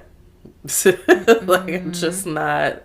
There's just some places that will miss me, and I do want to travel the world, but there are some places that will miss me. That's okay. That's okay. Not every place is for everybody. That's true. But moving on. Jupiter. It's one of my favorite lines. Jupiter is seen as the bringer of luck, And in an astromap, it represents pleasant and easy life. Yes. Oh, Yes. Easeful. Ease. We like Ease, it. Yes. Every area of life is influenced strongly by its positive input. Jupiter lines aid in the search for success, honor, and comfort. Contact with people from such localities is therefore more helpful and beneficial. They are great holiday destinations. Horizons are expanded, and we have a sense of being relaxed and are able to comfortably plan for the future. Should life prove too serious, introspective, and challenging, a holiday at such a Jupiter location could provide renewed optimism, vigor, and humorous attitude to life. There is a great mental potential for Jupiter energies places where we can gain insight and satisfy our search for truth and the meaning of life. So attending schools and universities or spiritual centers meets with extraordinary success. So doing work near a Jupiter center, great expansion. You know, that makes sense, you know. Meeting influential and well-known people can expand our horizon and influence our personal development. Political and legal issues, as well as the study of religious and philosophical subjects, are under a lucky star, and the tendency to lecture people should, however, be avoided. Okay. Don't be lecturing folk. Just stay away from that. All too easily, we would therefore feel tempted to convey our absolute conviction of a certain ideology or a newly discovered belief. So, you know, very, you know, Sagittarius, right? We're, you know, we're expanding and we're willing to get out there, but also we sometimes get a little preachy. Fair. That's fair. We have our moments. So just avoid that, you know. Don't preach. So I'm curious about where because you said this is one of your favorite lines. So tell me about your Jupiter lines. Let me find my Jupiter. See, I think, Jupiter, I had the most hits. So the sun line hit Greenland, which there's like nothing, you know, some ice. I'm like, okay, this is where we're starting. But the zenith is off the coast of Fortaleza, Brazil. So I thought that was interesting. Like, and I had some other hits. I said several smaller cities and towns in Brazil. So Brazil seems to be an important kind of place as far as Jupiter. We could go to Brazil together. Hello, yes. Have an expansive experience. I'm like, okay, I'm with it. Where am I? The Jupiter. That was my sun midheaven. That's why I'm like, what am I talking about? Okay. So, my Jupiter midheaven, but my Jupiter midheaven hit a lot of places. And so the zenith of the Jupiter midheaven is off the coast of Lima, Peru. So it's like, okay. I'm with it. Cool. I'm with it. So we're on the other side. It ran through Costa Rica, Nicaragua, Honduras, Cuba, the Florida Panhandle. I was like, places for you to go. Don't know about that, but all right. Yeah, I don't want you to be a Florida man. You don't need that in your life. I'm all right on the Panhandle, unless I'm, going down to my little spot to the beach. Sit. Right. Columbus, Georgia. Like, all right, Columbus, Georgia.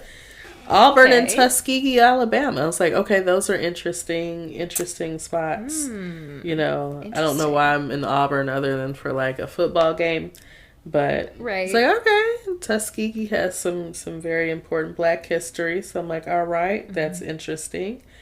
Atlanta, Georgia. That hits that line. Chattanooga, which I was like, you know what? And so what was interesting when I was looking at this earlier is, so my Google Photos, like, always sends me, like, notifications, like, on this day, this many years ago, and, like, these are the pictures you took, right? And, like, 4 years ago, I was in Chattanooga with Melissa, like, it was our first little trip to Chattanooga together, and it was so cute. I was like, crazy. On this day. So Chattanooga is definitely, Chattanooga's just like an interesting little feel-good spot for me. It's just like, it's real close. Yeah, I'm sad I never, like, I kept hearing that from people, like, oh, it's a great weekend trip from Nashville. It's a fun little town. It's cute. And I never went other than to drive through, like, on my way to Atlanta or on my way to Florida or something. Yeah. And, but it seems like a cute place. It is. I mean, it's definitely growing. It's not, it's coming up, just like everywhere else. But, there's a town on the way called Monteagle, Tennessee, and if you're driving from Nashville, you have to go over this mountain to get to Chattanooga. And like, I used to like to stop there, and there's a university there, and it's just like the views like are just like amazing, just walking around the nature, and just Chattanooga's kind of the same way, like just very outdoors friendly. Because it is like pretty high altitude, like you're kind of up there in the hills and such. So it's just like a feel good. So I'm like, this doesn't surprise me that it's on a Jupiter line. As Nashville is in the radius of this line, which I mean, like, I guess so. Like, yes, expansion and growth has happened here in my lifetime. Less exciting, right? But I get it. I grew up here, so okay, there it is. Louisville, Kentucky. Indianapolis. Interesting. I did a training there, and I had a really great trip. So I'm like, okay, that was cool. I just like explored. This was like in my like solo dolo travel days. Like, went on that, which I've always thought was so cool and such a good thing to do. It's just a great time. I got to get back to it. Really, I got to get back to it. Fort Wayne, India. I don't know. Ann Arbor, Michigan. I mean, I've heard that's a cool place. Yeah, like okay, that's on Jupiter line. And it goes straight up through Michigan, so like it hits a lot of cities. And then it hits like Wisconsin, because I forget that it does that little hook. So it hits there, and then it goes up through Ontario. So interesting. Yeah, that Jupiter line, that Jupiter MC was like hitting a lot of spots. My Jupiter MC line, I feel like hit some kind of weirder places in the U.S. Like, I don't know. There's one little spot in the west kind of New Mexico, Montana, that area. But my Jupiter IC line hits a lot more places. Like, it runs through Reno, Nevada, and Fresno, California, and then some other places in Canada. Like, that was the more exciting one for me. Right. It's like this. Yeah, I like this line better. Yeah. Yeah. Yes. Kind of California, not too far from LA, sort of. I feel like that could be a good time. Yes. Yeah. I'm trying to I think, did I have another Jupiter? Oh, my Jupiter IC line. Again, like some interesting places. Like, I'm like, okay, let me find out more. One part went through Pathian, Myanmar. So I was, again, researching. I'm like, okay, yes, I'm into it. Like, take me there. And another part hit through Gomud, China, which Ooh. I'm like, so many parts, you know, like you start like, it's like in Western China. I'm like, Right. west side? Yeah, it's on the west side. See, again, west. It's a west side thing. She's a West Coast girl. West Coast no matter where girl. she is. No matter what No country.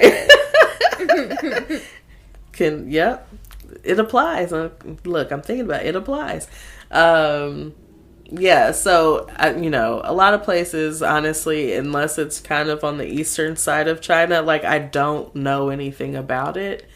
And so I had to, like, kind of zoom, like, okay, like, I'm cross-referencing with there? Yeah, with Google Maps. I'm like, what is this place? And then I'm looking, I'm like, okay, interesting. I'm like, I don't know why I would be here.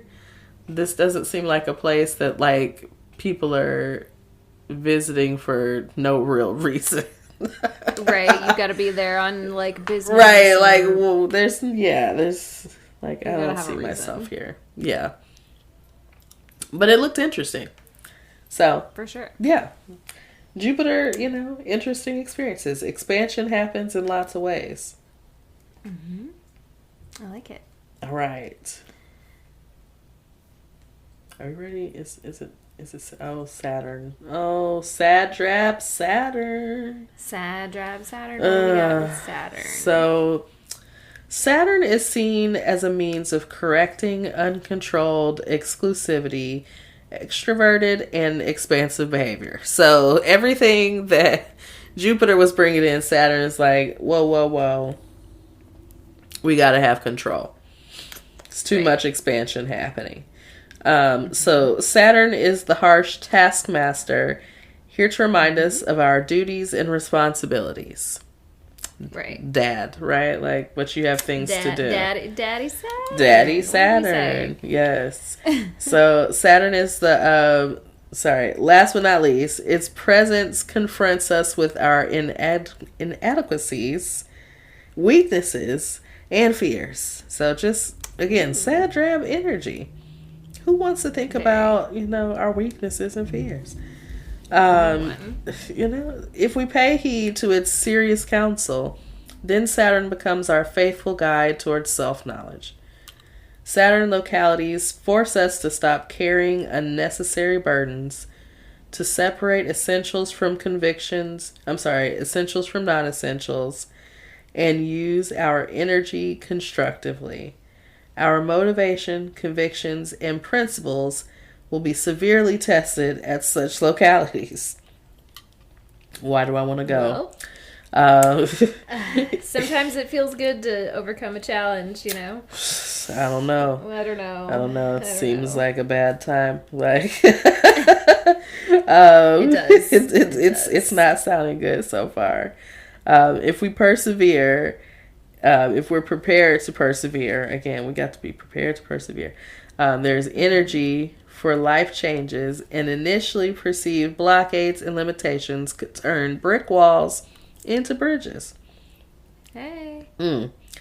We develop a sense of reality, responsibility, and commitment. We complete our work with discipline and precision, and adhere to tried ways of doing things, both at work and in a social context. We appear to be serious, controlled, and withdrawn. The tendency to remain absolutely true to our beliefs and values makes it difficult to connect with others and can lead to a distancing from the world. Bad times. There are surely easier and more pleasant places to spend time in other than those governed by Saturn energy. However, if a move is made to such a locality with the right attitude and maturity, one can come a great deal closer to one's inner destiny. There is, however, a need for patience, endurance, and persistence. Of course. Be prepared to work. I don't know about being in Saturn. Like, yeah. But I think sounds hard. I think Nashville is hitting a Saturn line. I have to remember. I think it crosses through, or the area. crosses through a Saturn line, and I'm like, yeah, I get it. Yeah. Yeah. Which is interesting because, like you said, you're still in the vicinity with your Jupiter line, kind of, but then you also have, some conflicting energies there. Mm-hmm. They're trying to balance each other out. Mm-hmm. Jupiter and Saturn always trying to balance each other out. Yeah. Yeah. Interesting. So, yeah. Keith is like, hey. Hey, buddy. I'm over here in the dark. I'm like, I need to turn the light on. I know. Do you want to take a break? Let's take a quick break. Yeah. Okay, cool. We're going back to the long form episodes, and I'm into it. But we'll take a quick break, and we'll be right back with the rest of our planetary energies. Ow. All right. Welcome back. Yes, y'all. Yes. Look, we're working on through it. We have 3 planets left.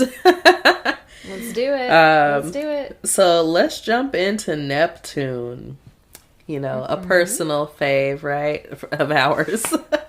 Being Pisces. Of course. I feel like this is going to describe us. Right. So Neptune's energies are extremely subtle and non-material.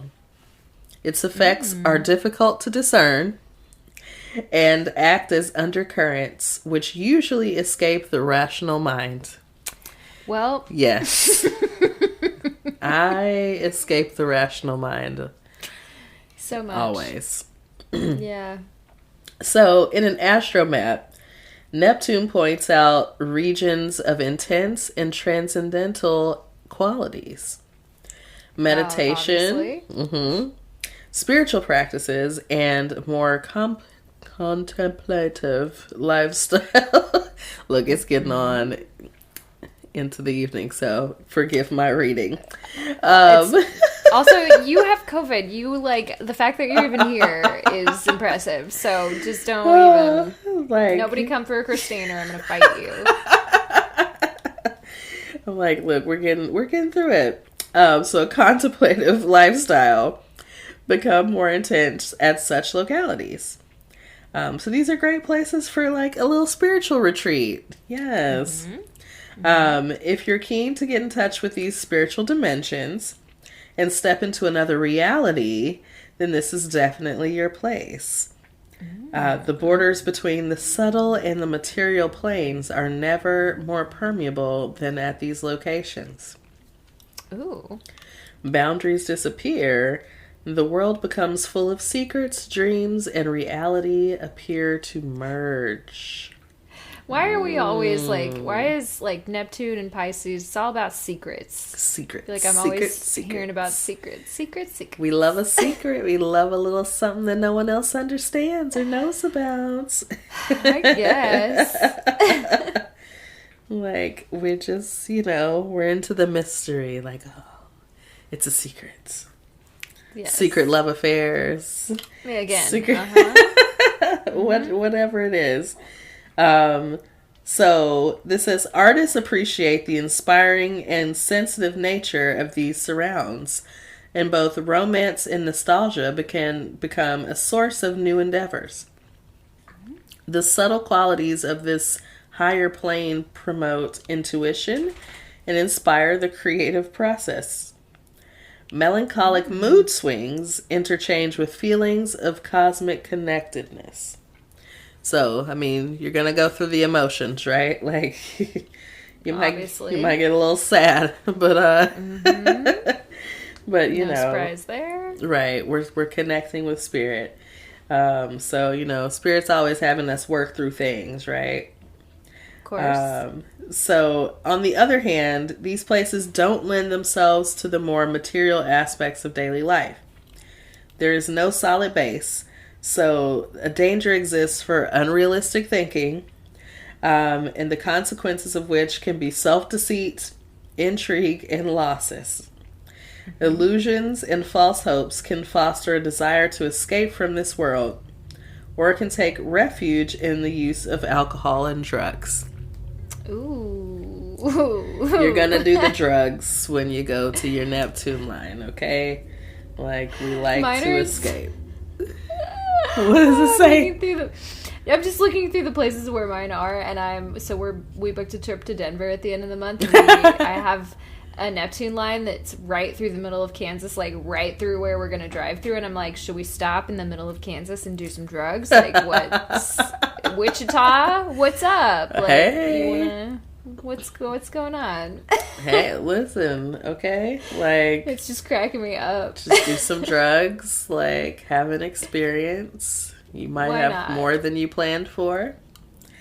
Yeah. So, Neptune embodies the universal principle of love, whose energy goes beyond the fixed boundaries of the individual. You know, we're all one, right? We are more open to greater connections, and we are willing to overcome egotistical needs. Yes, it's about everyone. A deeper sympathetic tendency exists for the plight and suffering of fellow mankind. Neptune places are most suitable for the service to others and also for work undertaken in a charitable organization. So the place we also go, we do the drugs and we help people. Sounds like the life of a therapist, you know, like we do the drugs and we help people. We help people and then we do drugs. Like, because, I just took all that energy on, right? Right. So now let me do my drugs. So interesting dynamics there with Neptune. I don't think I asked us about any Neptune lines of note. Yeah, and mine kind of runs a weird way. It doesn't really intersect any major cities in the U.S. We've got a little bit we're like between, I guess, Tulsa, Oklahoma. They're all such boring places. Oh. Shreveport, Louisiana. Shreveport, you gotta go to Shreveport now. You gotta go down there. That's cool. Yeah, I'll go You're down like, there and do that's some cool. drugs. I'll do that. I'll do some drugs in Shreveport. That's more exciting than fucking Salina, Kansas. The middle of Nebraska. What else we got here? Like where? Calgary in Canada. It's not really giving a whole lot of exciting. But you know what? That's okay. It's a spiritual place. Okay, wait. I knew there was something with Neptune. Again, Neptune, midheaven, straight through Portland, Oregon. Ooh, very spiritual for you. That could be I mean, talk about drug cities, you know. I mean, it's the only place in the U.S. where shrooms are legal. I mean, and like everything is legal there. Like all they drugs. Decriminalized all the drugs. Like you gotta go. Take yourself a little trip, you know, literally and figuratively.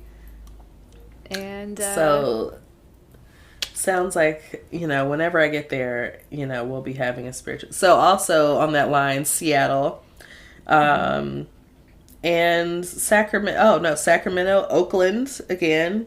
Ooh, hits that Neptune. So yeah, the Neptune midheaven line at least. I'm like trying to see any other Neptune lines, but makes sense, right? Like, oh yeah, yeah, makes a lot of sense. A lot of, you know, spiritual experiences happening. All right, should we move on to the... I just realized this is going to be like a 3-hour episode. Not really 3 hours, but it's going to be a long episode, so we should probably... Yes, let's move. We're going to go to Uranus.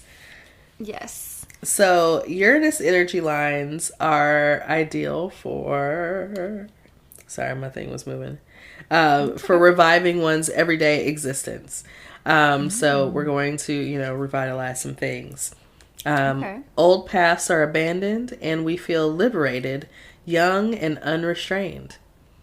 Old ties and emotional connections to the past disappear and lose meaning. Oh. And our sense of fantasy is inspired by an attraction to the unusual and eccentric and calls for a change in our lifestyle. Yeah, like, so Uranus localities give us a chance to break out and venture forth into unexplored terrain. A sense of rebellion and inflexibility awakens in us. And we're more sympathetic with reform movements and become involved in political and social ventures and ecologically sound projects. So new friends are made with similarly minded individuals who become part of our new team or group efforts, which lead to the discovery of a larger community base. So again, very Aquarian.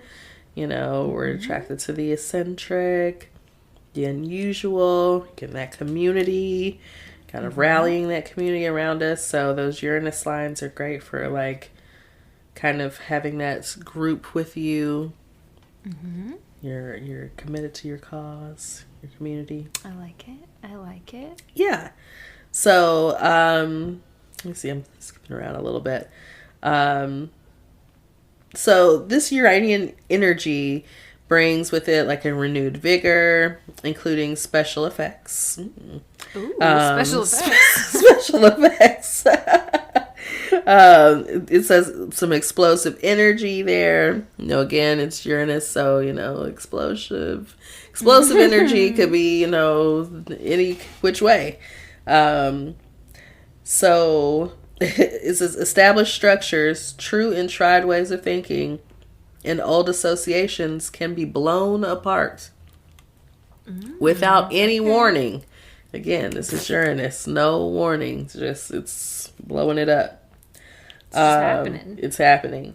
So if safety and certainty are treasured, along with being comfortable in one's rightful means, then these places should definitely be avoided. So if you don't want shit just blown up like at random in your life, you should stay away from your Uranus lines. Okay. But if you like the excitement, the risk and reward.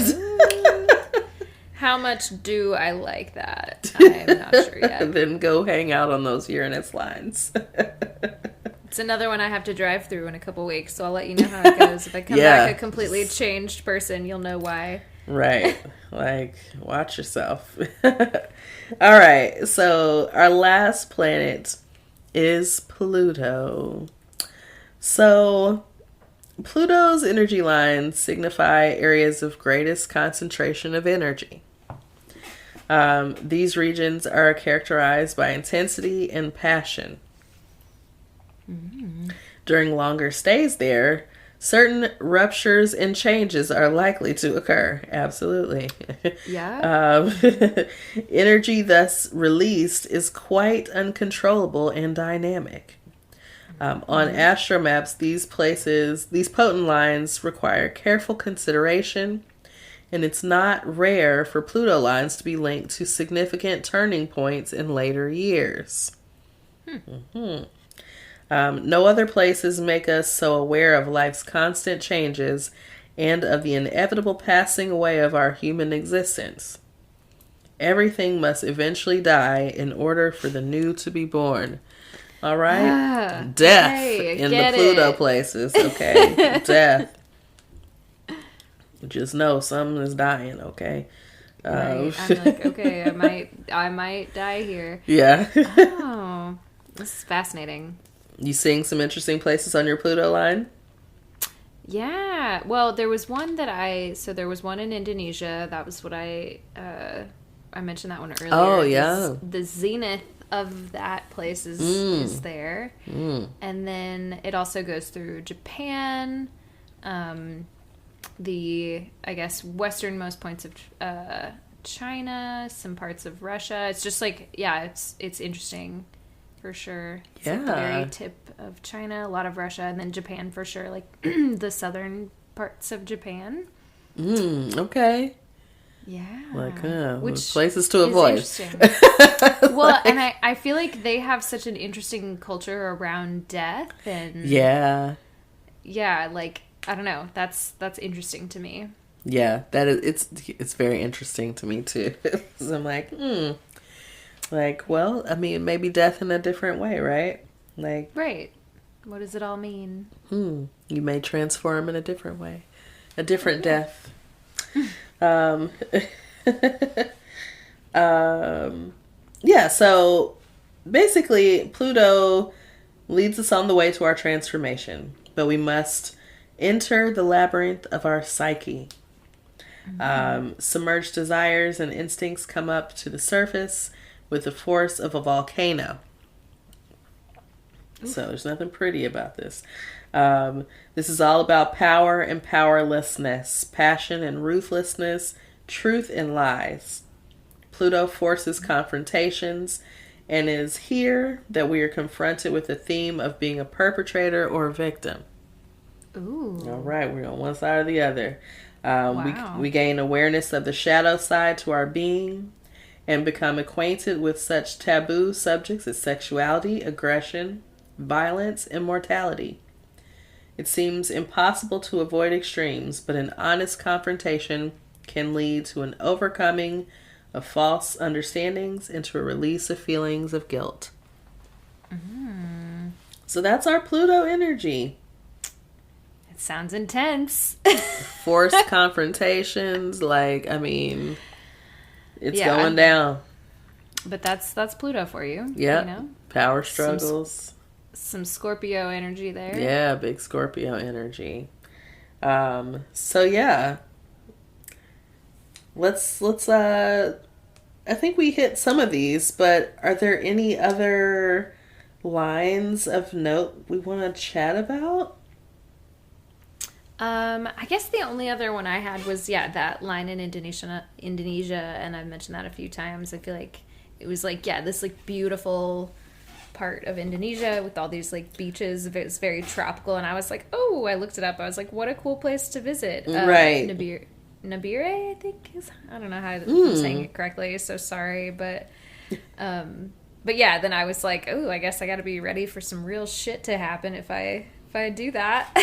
Right. Yeah. What about you? Do you have any other interesting ones you want to bring up? I'm trying to. I looked at my like Saturn lines, and so some of them like I'm like, oh man, I really wanted to visit these places, and I still will. But yeah, things to kind of think about. Maybe shorter trips, like not long stays. Right. Just some challenging times. I'm like, I don't want to be challenged. Like, I don't want to be challenged in my traveling. But, so, okay, another thing that I wrote that was my Venus, Sun, Moon, Mercury, all those ascendant lines, and my Neptune midheaven line all seem to favor the West Coast of the United States. Again, she's a West Coast girly, like... So it was like, I feel like it's a sign. It's a sign. It's a lot of like good planet energy. You know what I mean? Like those are like favorable, energies. Yes, absolutely. So yeah, this makes a lot of sense. So I don't know. It's a good time. I think people should really dive in and like go, exploring the places on their maps and let it inform you. Really, because, like, I mean, I've seen a lot of people, I've seen, there's a trend on TikTok recently where it's like, oh, we both just put a bunch of places in a bowl and we pick one out and that's where our next vacation is. Like, It's hard to decide, like, okay, I want to go on a trip. Like, where should we go? What am I interested in? Right.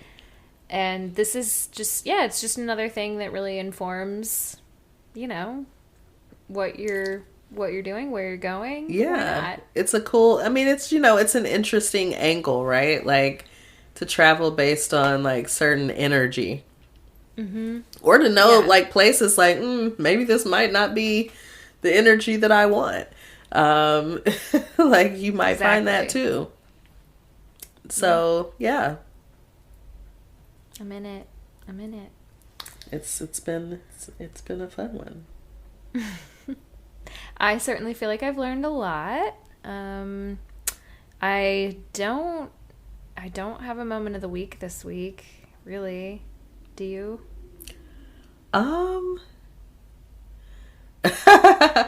I have a slight moment of the week. I won't take much time with it. Do you want to take a break, or do you want to go ahead and give it to us, or what do you think? We can be quick. Okay, yeah. Go for it. I have a new crush. No. Like, another one. Another one. No, I'm just kidding. It's a very Piscean thing. We like a crush.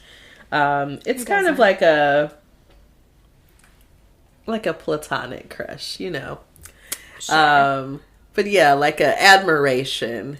So yeah, so it was just kind of a funny thing. I was like, you know, this can be a healing experience to create a friendship with a person and like admire these things about them and also keep it in the friend zone. Like sometimes it's the thrill of the chase is all you really want anyway. Or at least for me, I don't know about you. I shouldn't say you, sometimes but that is also. I do feel like it's the Piscean, even if it just stays on that level, that is fine. I just like to feel the energy, you know? It's just kind of funny. It's like, sir, please don't make yourself attractive to me. Right. Like, please keep those, you know, attractive energies over there. Like, just like, I'm just trying to come here and do what I need to do. And you're just is like, why are you this way? Like, men just don't let you do that. They won't let you just enter a place and do the thing that you came to do. No. Just like, why are you so great? Like, show me bad qualities now, please. Right. Oh, I'm sure you'll get there in that environment, I think. I don't know. So far, I don't know. Well, anyways, that's very Piscean of you. Very Piscean. Just thought I'd bring it back with a Pisces moment. A new crush. Yeah. But I like it. Just a friendly one. I guess my shit is just that, you know, I've been being more of a Pisces, and that I'm a little more, I feel like I've been a little more like reckless these days with my time. I just like keep losing track of, I've said it earlier, I'll say it again, I've just been losing track of like time, and like I'm just spending a lot of time like kind of snapping out of it and being like, what have I been doing for the last hour? Like, I got shit to do. Like, I don't know. I feel like I went through a phase where I was like, okay, boom, boom, boom, we got to get all this shit done. And now it's just like very hard for me to be in routine and all that. So we're working on it, but we'll see. It's tough, you know. Transitions take time. So exactly. Yeah. But anyway, do we want to give them a spell out? Yeah, let's give them a spell out. So if you would like to contact us, you know, if you want to talk about cosmic love, if you want to send us memes, if you want to, you know, comment about anything we talked about on the show. If you want to reach out about a brand deal. You know, hey, you know, you want to reach out with Amazon Prime, you know, somebody representative to like hook us up with the after show next season, Cosmic Love. Jeffrey Bezos. Hey, Daddy Bezos. Like, We're here. And our email address is suchapiscespod@gmail.com. And that is spelled SUCHAPISCESPOD@gmail.com. You can also find us at Such a Pisces Pod on Instagram, Twitter, and Facebook. And please hit us up in all of those places. While you're at it, leave us a review wherever you're listening to this podcast. Tell a friend. Give us 5 stars. 5 stars. Share the pod with somebody. Get them to listen. Like, you know, whether they're interested in astrology or they don't know that they're interested in astrology yet, but they will be. You just don't know it yet. You just haven't met us yet. Exactly. So come meet us, right? But other than that, I think we're out of here. I think we out. Friend, I appreciate you. You're really killing the game out here with this heavily researched topic, and you have COVID. I'm so impressed. I can barely put my fucking shoes on, so. On that note, I guess we will see y'all next week. Bye. Bye.